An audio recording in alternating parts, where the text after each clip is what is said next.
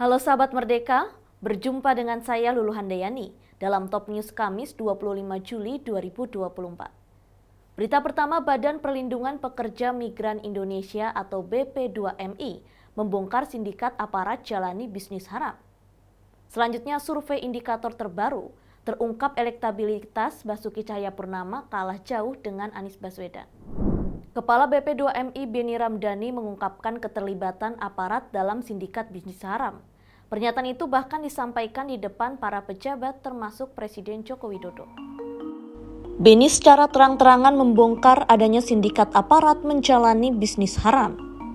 Aparat pengkhianat ini, kata Beni, secara langsung terlibat dalam penempatan ilegal banyak pekerja migran Indonesia.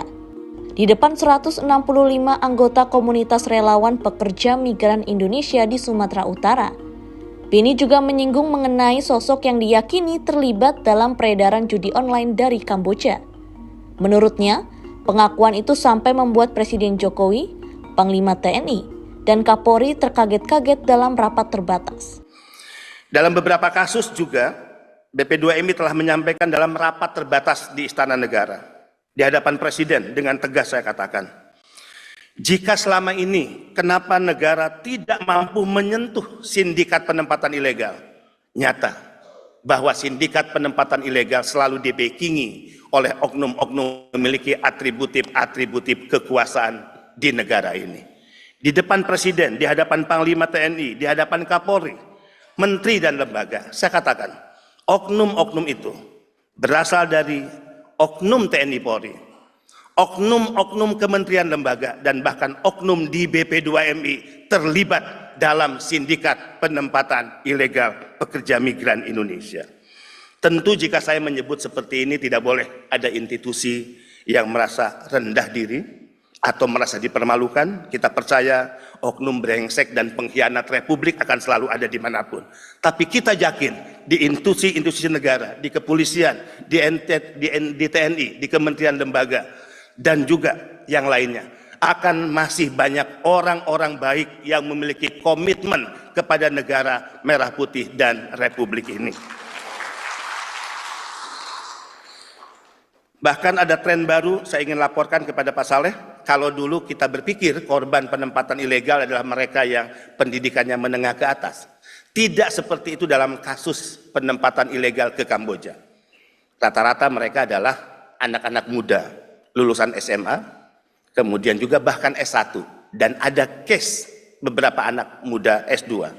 Dan dari Sumatera Utara juga tidak sedikit yang menjadi korban.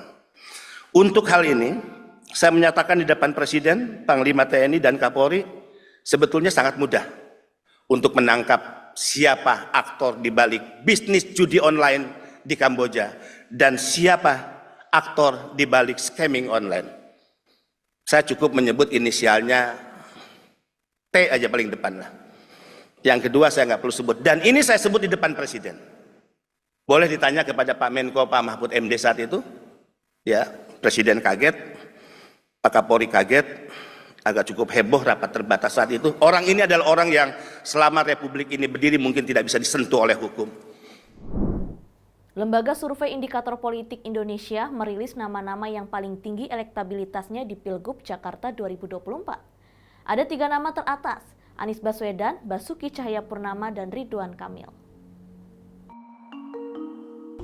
Indikator Politik Indonesia menggelar survei wawancara tatap muka pada tanggal 18 hingga 26 Juni 2024. Sebanyak 800 responden warga Jakarta dipilih secara acak dengan metode multistage random sampling. Survei memiliki margin of error kurang lebih 3,5% pada tingkat kepercayaan 95%. Hasil dari simulasi 4 nama dimunculkan. Anies unggul dengan pencapaian 43,5%. Lalu Basuki Cahayapurnama atau Ahok dengan 30,5%. Ridwan Kamil dengan 18,3% dan Tri Risma hari ini 1,8%. Ini simulasi 16 nama. Jadi kita kerucutkan lagi tadi 40 nama, sekarang 16 nama. Dan ketika kita kerucutkan, itu tidak serta-merta ketika nama-nama yang kita take out dari simulasi dari 40 ke 16 nama, kemudian ngeblok ke nama tertentu, ternyata tidak. Ya.